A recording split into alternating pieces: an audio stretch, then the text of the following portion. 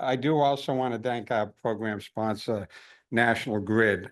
These programs are made possible by the way in which members of the business community step up and help support the programs that we execute. And National Grid for this program and many other things that the chamber does has always been there. So I'm grateful to National Grid. And this is a lot of work too, as you can imagine, now that you've experienced it for 10 months, curating a program, trying to create something that is meaningful to the participants, that you walk away saying, that's worth doing, and that you tell other people it's worth doing, and that you truly feel it made a difference.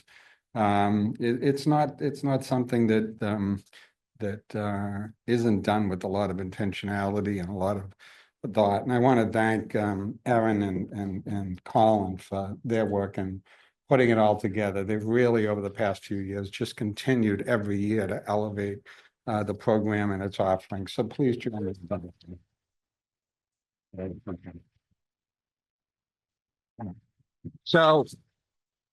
So with that, I thought, since this is a leadership program, I often get asked to talk about leadership, and sometimes in colleges and universities, sometimes in professional groups, and in other forums. And I thought that I'd share an abbreviated version of some of the things that I like to say about what leadership is all about, and at least from my perspective and my journey, sort of the things that I've sort of thought about. So I'm just going to share a few things about what I think leadership is and what it's not. So the first thing I begin with is leadership's not a title.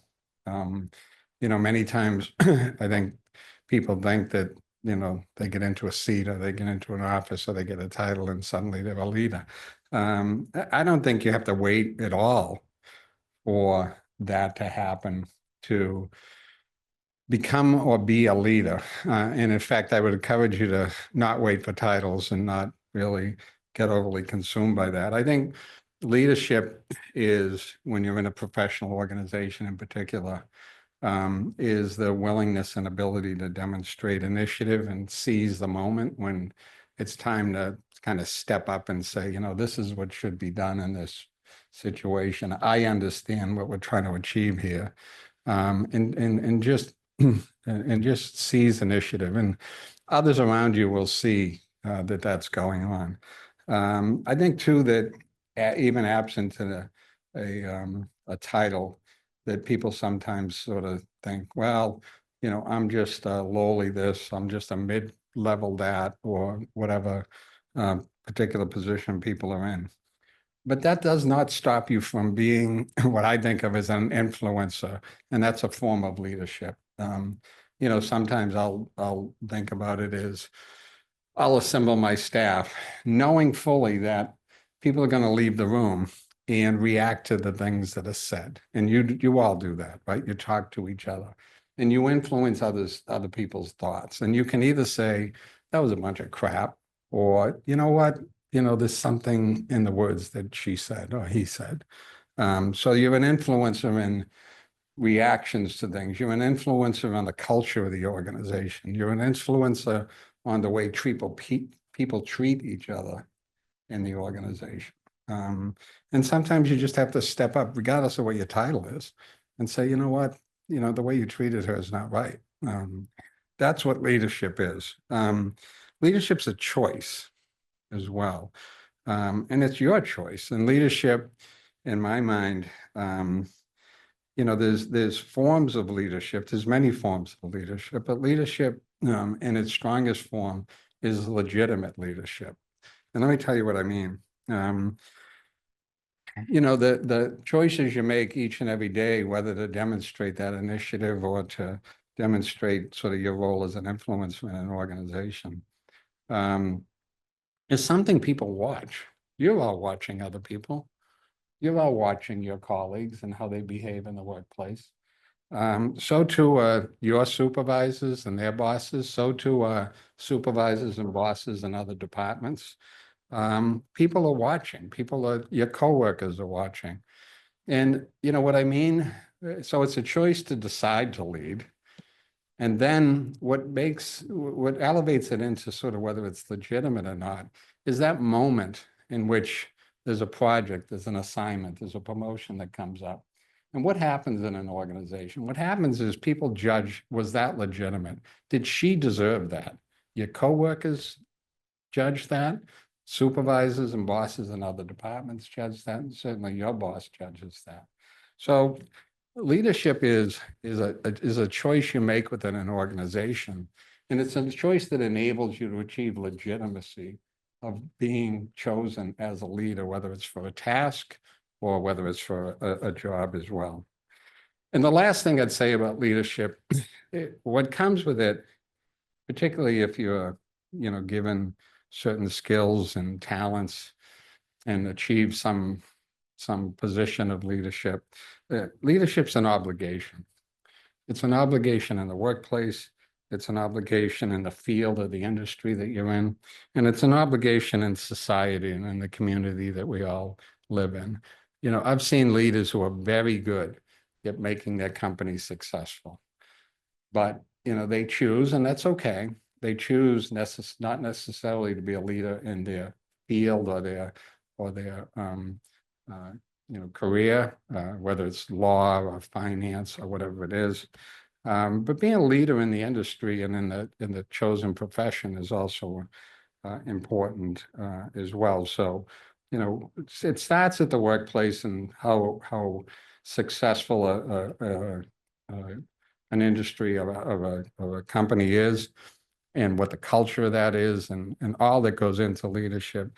But elevating it takes it out of that into the profession, into the industry, being a leader in the industry. But the top of that pyramid, in my mind, is taking both of those and putting on top of it, being a leader in the community and in society, and speaking up and being that influencer, right back to where I started, in terms of the way that the direction of places that you live in and choose to be a part of succeed or don't succeed.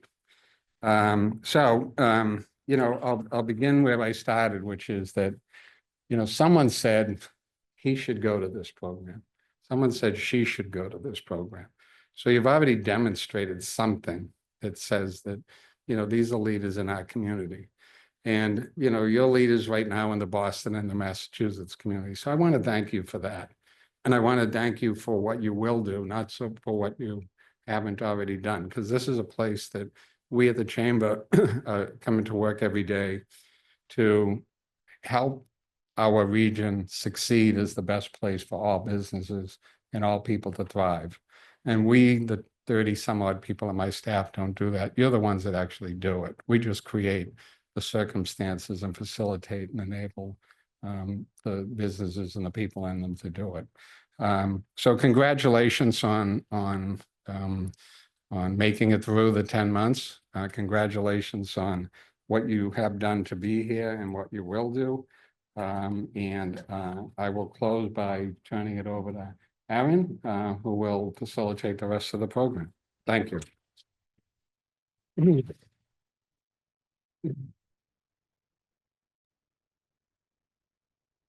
Thank you, Jim. All right. Good afternoon, everyone. And good afternoon to our live streaming audience. We appreciate you being with us this afternoon. Let me find my place here. One thing that I want to say, just following Jim, is that I have the joy and the privilege to work for a leader that he just described. And he walks the walk and doesn't just talk the talk. We experience that kind of leadership every day. And being able to produce and facilitate programs like this for people like you is a constant joy. So thank you for being part of that. And thank you for making my job so amazing. So as Jim said, here at the Chamber, we are obsessed with making Greater Boston the best place for all people and all businesses to thrive. And one way that we do that is through fostering talent and helping to retain that talent in our region. So as our participants, next one, have heard me say ad nauseum this year, our Boston's Future Leaders program provides emerging and promising leaders with a socially conscious and civically engaged toolkit, blending academic content, practical application, and networking. And our goal is that participants graduate with the skills, experiences, and connections needed to lead Boston and the region into an equitable and innovative future. So we're giving a little bit of context to those who are tuning in. All of you know this pretty well. What I want to say is that taking on such a program while managing career goals is no easy feat as the world around us continues in its complexity. Things just don't seem to be getting easier. But the class of 2024, all of you, you're really extraordinary. As Jim has said, he doesn't say that every year. I do kind of say it every year. However, Colin and I both agree that we're abnormally attached to a class of 2024. And I think it's because we have been wowed every step of the way from the very first session. And you've handled the past 10 months extraordinarily. And I don't use the word extraordinary lightly. Every single session, we've been blown away by the level of engagement, intellect, passion, and the openness of this group. This cohort juggled work and family commitments, job changes, tight work schedules, and pressure and expectations. Members of the class had babies, got married, got promoted, bought homes, suffered family losses, you name it. With so many responsibilities in your professional and personal lives, it is truly admirable that you chose to prioritize your leadership and professional growth this year amidst all of that. And we are so proud of you for the ways that you showed up to the program for each other and for yourselves as well. So today we celebrate all you have accomplished and celebrate you and joining an impressive alumni network of other leaders.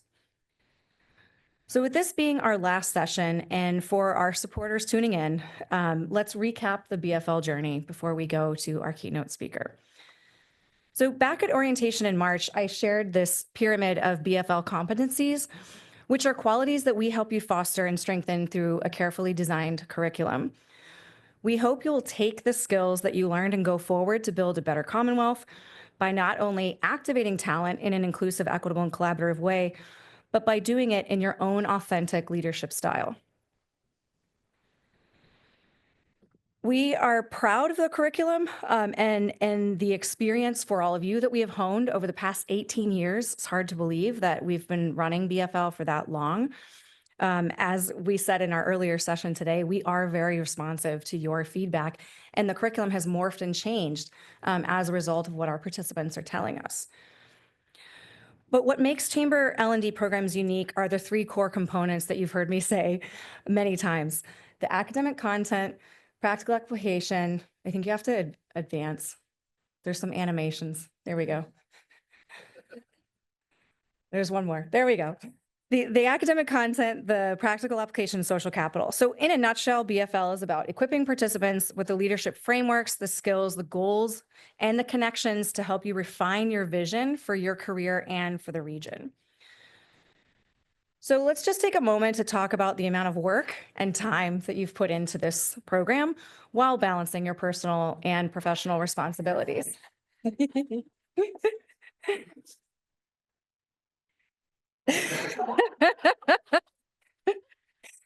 So you may not have seen it laid out like this, but I did this for our BFL info session. So you had 10 required sessions and 1 optional. That was the Government Affairs Forum over 10 months from March to December. What that equates to is 54 total hours of program time. That means on-site program time. And we estimated approximately 40 hours, and in some, maybe many more hours, that you dedicated to your IAPs, the pre-work for the sessions, and also the leadership challenge. The sessions ranged in time from 2 hours, for those were our little itty bitty ones, sometimes the virtual ones, to our all-day sessions or multi-day sessions like at Harvard. And there were 8 in person and 2 virtual. So we got to know each other very well. And when we say that you spent a lot of time on this program, we really mean it. So let's review the path that we took over the past 10 months. Throughout the program, we have really, you can just accept, sorry, I totally go crazy with animations sometimes. It's good in theory. So what we've done is we've emphasized you as the experts. So you shared your artifact exercise at orientation. You analyzed case studies and discussed them at Harvard Business School. You learned about inclusive leadership, adaptive supervision, and innovative approaches to communication. with various leadership consultants. And then you put them into practice by developing your own tactics and strategies for your individual action projects, which you reported on today. You provided well thought out and research recommendations to Salesforce and chamber member companies through the Leadership Challenge, thinking strategically about the utilization and implementation of AI usage in business. You began implementing important projects at your organizations based on those IAPs, and we can't wait to hear how they continue to develop over time after you leave this program. You have demonstrated throughout this program that you are the leaders that Boston needs to lead us into the future. Now it is my pleasure to introduce our keynote speaker for today, someone who is well-versed in the Chamber's learning and development programs and comes to us representing our program sponsor, National Grid. Andrea Keefe is Assistant General Counsel and Director, Northeast Regulatory at National Grid, who advises her clients with practical yet creative input to achieve their desired outcomes. Andrea leads a team of regulatory attorneys on gas utility matters, providing strong guidance to help clients define their priorities given the ever-evolving operating environment. Andrea has deep regulatory experience, including rate making, future of heat strategies, and innovative demonstration programs. Andrea completed Boston Future Leaders Program in 2021 and the Women's Leadership Program in 2018. Please join me in welcoming Andrea.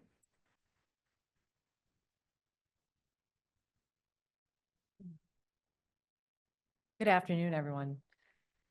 It's my pleasure and honor to be here. I want to thank the Chamber for inviting me to speak and mark this milestone occasion of completing the Boston Futures Leaders Program. It really is a huge investment of time and energy. And when I came into this room, I could feel the energy of this group. So congratulations to you all. As mentioned, I currently am Assistant General Counsel and Director of New England Regulatory at National Grid, where I manage a team of attorneys that are charged with all things regulatory for the gas business in Massachusetts. We advise on legal strategies and consult on the business's future ambitions.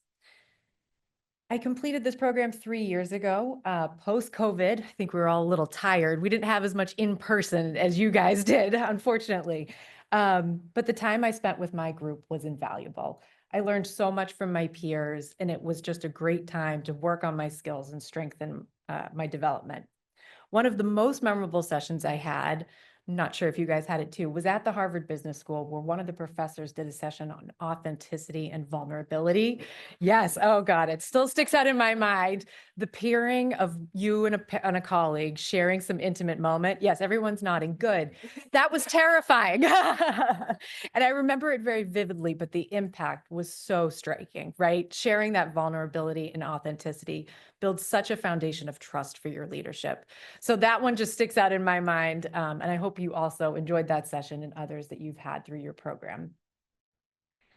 However, what I want to talk about mostly today is carrying this work forward.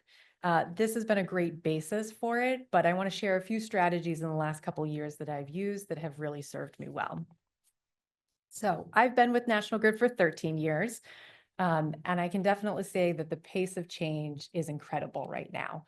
As professionals, the expectations of our clients and customers is ever increasing, and the tools and the ways we deliver services are also changing.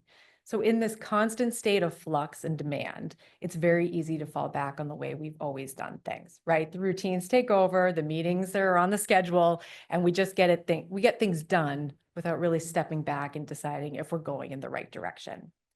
So through this program, you've really taken one of the most important steps by dedicating that time and energy into your professional development. You've stepped away from the grind of the day-to-day and carved out time to invest in yourselves. And I personally have found that this investment pays off, not just in the obvious professional development that you've been able to achieve, but also the sense of fulfillment and purpose that you get from making that effort. So whether it's learning new skills, new communication tools, or developing your emotional intelligence, this program is really a great catalyst for your next phase in your careers. One of the most significant parts of this process, though, is the reflection. Many people get caught up in the constant pressure of the day-to-day, the next client, the next project, the next meeting. But the reflection is not a luxury, it's really a necessity for our growth and development. When we reflect, we make sense of our experiences, we identify those areas for improvement, and we connect the dots between the theory and the practice. We get to ask ourselves those hard key questions of what went well here, what did not, what will I be working on next time? And we get to celebrate our wins and also note how far we've come. The substance of this program was incredible. But the best part for me was the dedicated time, all those hours that I just saw listed on the board here of really taking it away from your to-do lists, for me, my cases and my clients, to invest in myself and my development. It was really great to just have different angles, different takes on that growth and development journey. So I also ascribe to the theory that something that can be done at any time is often done at no time. So as you leave here, I hope you think about how you're going to make time in your busy days to reflect on your experiences and keep your momentum going forward. I'll share that I recently got some challenging feedback from an executive who said to me, I need to show up differently in a certain situation. Said, okay, I will take that reflection moment and ask myself those questions of what could this mean? What information can I take from this? Who can I sense check this with? And I did that step, and now I have a plan for myself going forward. But it's making that time for that reflection and pause that is so critical to moving forward in your journeys. The habit of reflection not only makes you a better leader, it makes you a better colleague, it makes you a better advocate. It keeps you humble and it keeps you grounded, and it really can yield tremendous results. Another great way to foster growth is stepping outside your traditional lanes. By taking on those responsibilities and challenges that initially feel uncomfortable, unfamiliar, or unrelated to whatever your ultimate goal is. I have gotten some of my best work and roles by simply offering folks help. I see interesting work and I want in, whether or not I'm asked to do so. One time, I saw a leader of a really great project, which I volunteered for, but was not chosen to help with, was very overwhelmed, too much on their plate. And I said, let me take something off for you. I'll get it done. That led to me being in charge of customer video content creation, where I was drafting scripts, choosing voice artists, consulting on visuals. Again, I'm a lawyer. No legal work in sight, right? But this was my in. This was my door to get into that project. And I delivered. The team was happy. I gained their trust. And then over time, when that leader moved on to other things, I got the role I wanted. And I've used that same strategy in getting team management experience in the current role that I have today. So it's easy to gravitate towards the tasks that are aligned with our strengths and expertise, but I've always learned from those boundary stretching projects. Obviously, you have to do this in a mindful and strategic way. You can't say yes to everything and take on everything. But I really find if you're open to these opportunities, they can really create dynamic and adaptable professionals. So I encourage you to be open to them when you can. And finally, I want to discuss mindset and attitude. A growth mindset has been essential for me. It's allowed me to transform challenges into opportunities and obstacles into stepping stones. It's also helped me reframe that boring project as an opportunity to learn a new area of law or test a new management style I'm not yet comfortable with. I'll figure it out and apply it later on. This mindset has also helped me with adaptability, resilience, and persistence. And as leaders and influential individuals in your organization, using that mindset of growth and development can inspire the same in your colleagues. As a leader, I always try to focus on why a particular project's impactful to the organization, the individual, marry the two, and try to get the best result, that ultimate win-win-win scenario. I hope you think about how your mindset leaving here influences your attitude and next steps. Not every project we get is the most fascinating or career defining, but it can be an opportunity to use some of those skills and practice the ones that you're not yet comfortable with in a small kind of stepping stone manner. So I encourage you to apply that to all aspects of your work, big and small. I want to close with a sincere congratulations for completing this program. As mentioned, it's no small feat, and the amount of time and energy that you've dedicated to this is truly remarkable. So I urge you to take that moment of reflection to think about how you will carry forward this work, start charting whatever path it is that your journey that you're on, I guess, and cultivate that adaptability attitude. So congratulations and thank you again.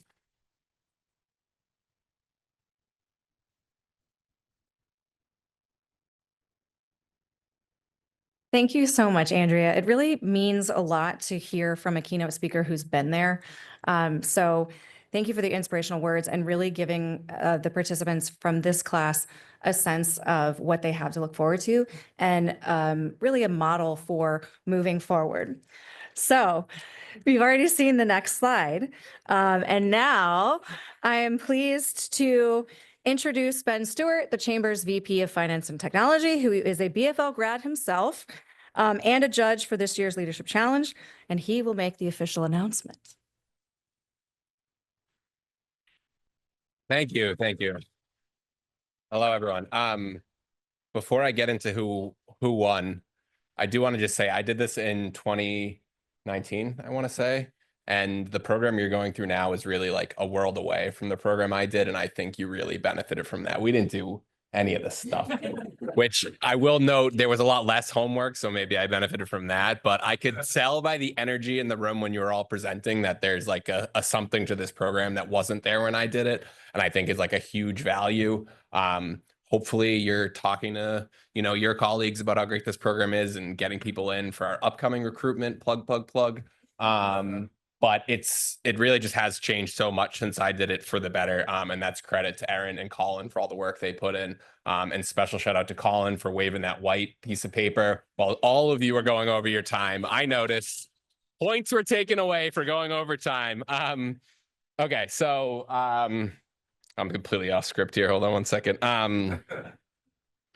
Let's just go to the next slide. Let's get into what we talked about. Artificial intelligence. It's everybody's favorite topic. We just did an event about it this morning. I'm sure you all tuned in before you came over here.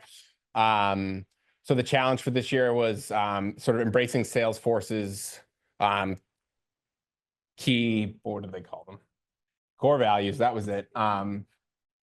Guide how to use AI in a business setting. I will say it was great for me. It also generated a lot of homework for me because Jim was there and you all had a lot of ideas. And unfortunately, I am in charge of AI here at the Chamber. So thank you for the 2025 project. I really appreciate you ruining my next year. I was going to coast next year, but I can't anymore.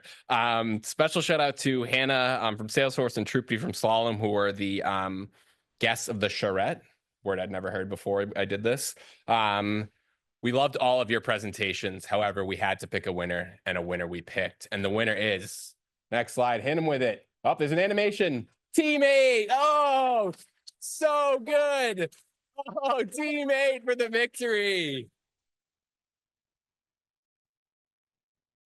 Stand up. Stand up.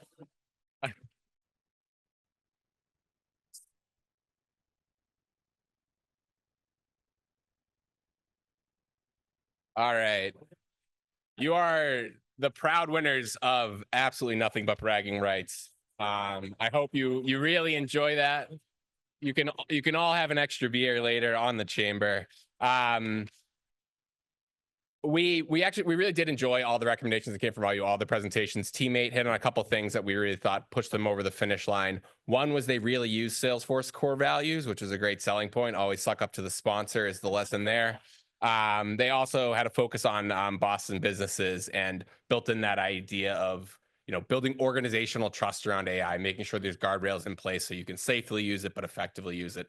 So I really liked that presentation. And with that, I will pass it off to Danielle Pinson, who is going to talk about alumni engagement, right? Awesome. Thank you all.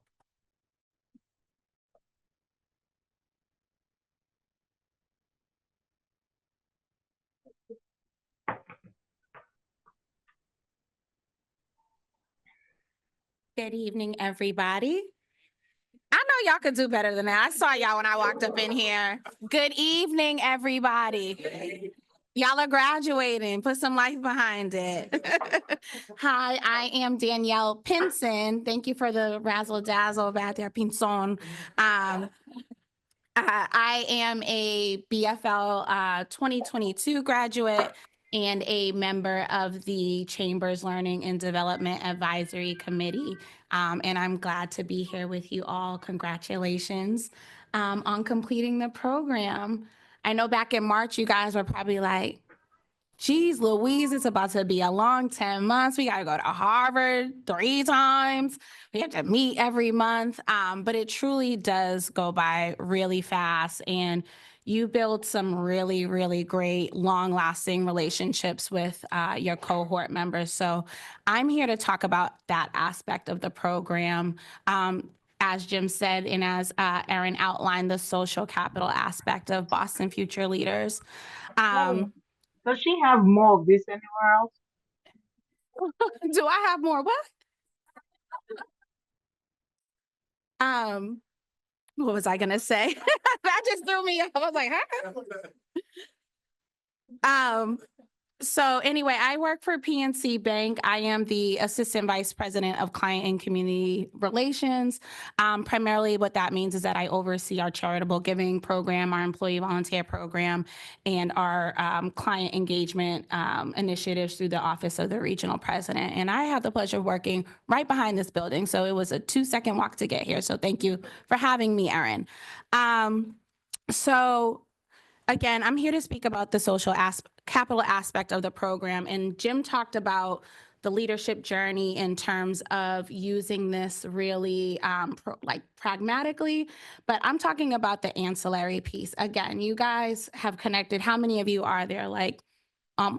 Oh, that's a large group of folks. So you have individually 72 other people who are now a part of your network. And what does that mean after you complete this program? And how do you leverage those personal relationships? I know some of you may have connected more with certain people than others, but you have so much knowledge in this room, and how can you use that to your advantage? I felt that one of the most valuable aspects during my time in BFL was the opportunity to build so many connections. I loved my leadership challenge group. They were super supportive. When I started BFL, I was just a few months into my job at PNC. For those of you that are not familiar with the bank, we came to market here in Boston in 2019. There was shortly after a huge hiring freeze due to the pandemic, and most of our employees started with the bank in 2021, including myself. So new to banking, new to the company, with a bunch of other new people. So for my individual action project, I was thinking about how can we, if I'm in charge of employee volunteerism and engagement, how can we connect colleagues who are also new? We didn't have an in-person volunteer program. People were still remote. Our offices didn't open until June of that year. So how can we engage people meaningfully, and how can we build an impactful volunteer program? And my leadership group just gave me so many different ideas on how we could do that. They were sharing things like what they were doing in their office, some of the initiatives that they started. Some of them started ERGs. Some of them started kind of informal get-togethers after work over drinks or dinner. So I took some of that feedback, and we actually launched an EBRG at my job after doing this program. So that was really valuable for me and has been impactful for PNC as a way for employees to engage and connect. I also made I had a big intention on making sure that during my time in the sessions that I would connect with people who I did not typically sit with. So at lunch, I would, just try to make sure that I was eating with different folks, maybe one-on-one or in groups, or I don't know if do you guys still have that donut feature, Colin, on the Slack? Oh, that was so much fun. They would randomly pair you with somebody. Oh, you're not on Slack. Oh, things have changed. So we use Slack to keep in touch with one another outside of the sessions. And there was this really cool feature called Donut, where it would randomly pair you and another person to meet outside of the scheduled and structured time together. And I really leveraged that function just to meet new people and just hear about the cool things that they're doing, because again, there's 70 plus people. You can't connect with everybody all the time. So that was a great way to do things. I also leveraged the program to find my financial advisor. Shameless plug, shout out to Nubian Square Investments. I sat next to my financial advisor, Jock, at every Harvard session, and really got to know him and learn about his company. And now he's been my financial advisor since 2022. So thank you, BFL. So as I mentioned, I am a part of the Learning and Development Advisory Committee. And what that means is that we are charged with helping to connect alumni and staying engaged to each other in the chamber. We host periodic meetups like our spring and summer socials, which now you guys will be invited to, and I hope to see you join. And we also have special opportunities for connection, like next week where I'm hosting a group through PNC at the Nutcracker for a night at the ballet. But it's a good way to stay connected to what the chamber's doing and to your cohort colleagues and other BFL past participants. So before I leave you this evening, I just want to propose an engagement challenge for each of you as you think of life after BFL. So 1, commit to connecting with at least 3 of your cohort members by the end of the first quarter of 2025. Check in, see how everybody's doing, see how the progress of their individual action project is going, how it's impacted their jobs, what leadership challenges they may be facing, and how they're using what they learned from BFL to solve for them. 2, attend an LDAC event, meet other BFL and WLP alumni, and start expanding your network. You never know who you'll meet and what they what that connection might lead you to. And finally, number 3, stay connected to the chamber. It truly is a launching pad. Being a part of LDAC has definitely given me more engagement opportunities for leadership outside of my role, which is also important because you can't only lead from your seat. You have to find leadership opportunities everywhere you go. And then I don't know what happened to your mic. But I'm a former cheerleader, so I can speak from my diaphragm. Thank you. Sign up for.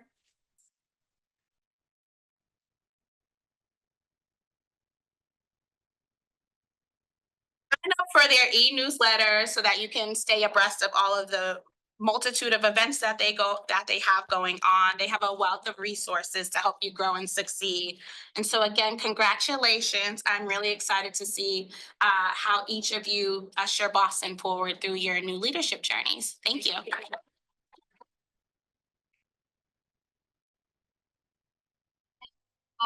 Vanessa Arcangelo is going to come up and speak to you guys next. Thank you.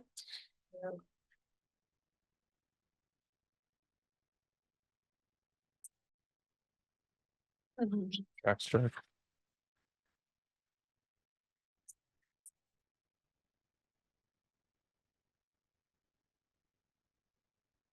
Testing. There we go. We got a mic. Good evening, everybody. Congratulations. Thank you for Danielle for teeing up the chamber so wonderfully. My name is Vanessa Arcangelo. I am a senior member services manager here at the chamber. And as a past L&D participant myself, I can totally attest to the hard work that you've all put in over the past year. So personally, I am proud of each and every one of you. And I'm excited to kind of chat with you a little bit. I'll keep it brief, but about the chamber and our offerings and how to get involved and stay engaged post-grad. So through this program, you've already gotten a taste of what the chamber has to offer. So I just want to give you a little bit more about the chamber in general and a little bit more of an overview. As Erin and Jim indicated earlier, the mission of the Greater Boston Chamber of Commerce is to make Greater Boston the best place for all businesses and all people to thrive. And we really do that through a number of different initiatives. So first, the chamber offers over 100 events throughout the year, and these are really designed to help keep you informed, but also keep you connected. This is really one of the best and the easiest ways to stay engaged is come out to these events, engage and build your network. We have events ranging from our government affairs forums, which some of you were able to attend earlier this year. Those feature local elected officials. We also have our women's network, which is events and fireside chats. Our City Awake network is aimed towards young professionals here in the city to, dip your toes into networking. And our BEMA network is designed for folks in marketing and digital media. Not only that, we're always adding more series and new events here at the chamber. So as Ben mentioned, we just launched a new series focused on AI, and that'll carry throughout the whole year. Additionally, we launched another series about the transportation landscape in Boston, which we all know is flawless and has no problems. It's working great. So whether you're looking to stay informed or continue building that professional network, there's an opportunity for truly everyone on your team to get involved with the chamber as well. Second, the chamber research develops and advocates for public policy positions that contribute to the success of our region, especially as they relate to our public policy priorities. We have an in-house policy team that runs leadership councils, and these draw together select groups of business leaders to kind of talk through a specific policy interests that range from climate and energy to higher education to regional real estate and more. Many of your organizations are already participating on these leadership councils, but if you do have that interest in continuing engaging in our public policy work at the chamber, I encourage you to look into your organization's involvement and reach out, ask more. Third, as you very well know, we have a portfolio of learning and development programs really geared towards participants like you to build the networks and the skills you need for your careers. In addition to BFL, we also have our Women's Leadership Program, which is designed for women leaders across industries at really any stage of their career. We also host half to full day seminars and workshops that are investigating relevant topics. And I'm excited to announce that Erin and Colin are also looking towards building new programs in the year to come. Finally, we also have this economic inclusion branch of the chamber, and that really ensures all the work that we're doing here benefits everybody in Greater Boston. This includes work like our Pace Setters Supplier Diversity Initiative, as well as our Massachusetts Apprenticeship Network. And even more than that, this arm really focuses on both the racial and the wealth equity here in the Commonwealth. So all of this to say is that no matter what your interests are or your experience, we have a seat here at the table at the chamber waiting for you. And the best way to stay engaged and hear about these opportunities as they arise is to subscribe to our newsletter. You'll hear about them as we post them, and really remembering that this is an opportunity available to your whole team through your corporate membership. So I hope to see you all again soon. Congratulations, and enjoy celebrating your success at the reception.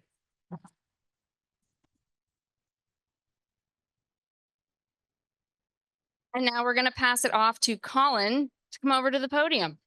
They all know me. All right. Got your papers. I know where my rep. We're almost there. We're almost done. Yeah, please don't waive any time limit. Wasn't that funny? As a class, you've overcome challenges we couldn't have imagined at the start of this program, and you didn't wait to make a difference. And it's exactly that level of grit, determination, adaptability, and innovation that we will need to continue our work of making Greater Boston the most welcoming and inclusive places to work. The future is always uncertain, and you will use the skills you learn to shape your organization and region for the better. It's been my pleasure to produce this program and be part of the journey with you.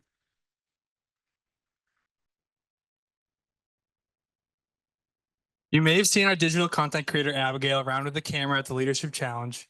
She recorded some footage and developed our official graduation video, which we're excited to share with you now. After the video plays, we will ask all graduates to stand up for some hooting and hollering. Please join me in congratulating the Boston Future Leaders class of 2024 by typing in a note of congratulations in the chat window as their names are displayed during the video. And here we go with the video.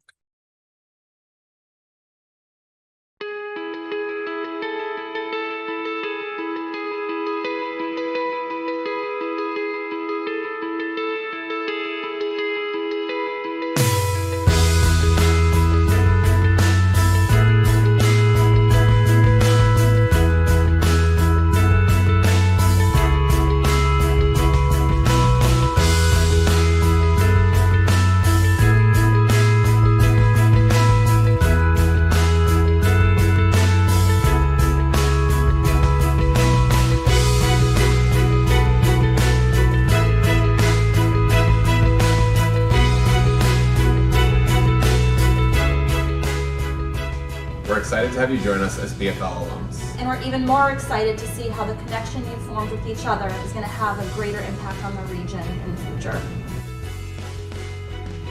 Congratulations, Chambers Boston Future Leaders graduate.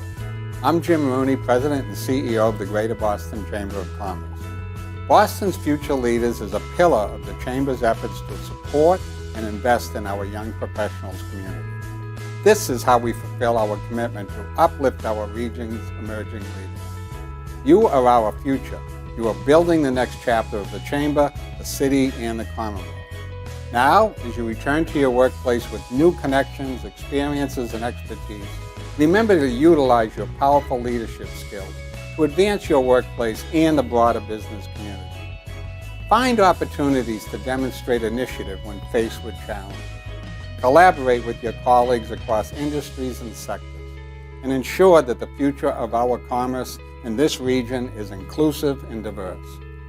I also want to thank Erin and Colin for their expertise and passion that continues to elevate Boston Future Leaders in the entire learning and development portfolio. With that, I invite your cohort as alumni of Boston Future Leaders to stay connected to the Boston Chamber. Boston and the Commonwealth will be stronger because of the impact you will have.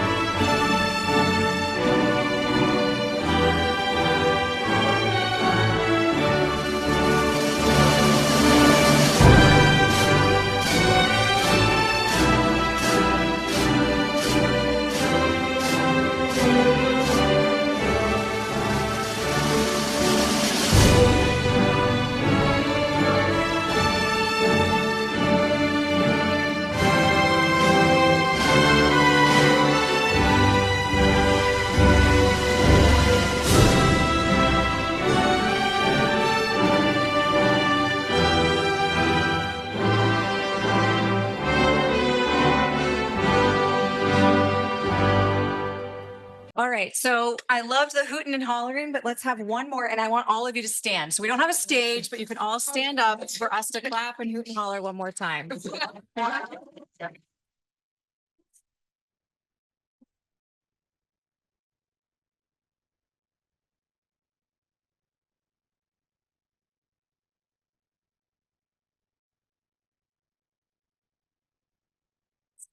All right, and then. Okay, good question. So we'll put that on the class website, and then we'll also send the link for the video. We'll make that available as well, so they can view. And then we're also recording this. What's that? Yes, and we'll also are recording this and put that up. So face the camera one more time, this way. The camera over there, wave to everybody online. And then this camera here, wave to everybody there. Okay, now take your seat. We have one last word. So although your BFL program ends today, I hope your commitment to supporting one another, to advocating for yourself, and to creating the conditions for others to thrive in your workplaces and your life never does. Class of 2024, we can't wait to see what you do next, and know that the Chamber will be here to support you every step of the way. The city and the region are in excellent hands. Now for some final gratitudes. Once again, I'd like to thank National Grid, our program sponsor, and thank you to Andrea Keefe for being our keynote speaker. Thank you to Salesforce, our Leadership Challenge partner. And in addition, I'd like to extend a personal thanks to Colin Wilson. for his unending enthusiasm and collaboration throughout BFL. And thank you to our chamber team for supporting us in our work and in celebrating all of you today. Thank you to all of the supporters and loved ones who joined online today. We appreciate your support. Thank you to all of you, to our graduating participants. This concludes the graduation ceremony. One more thing. Colin, thank you. I'm.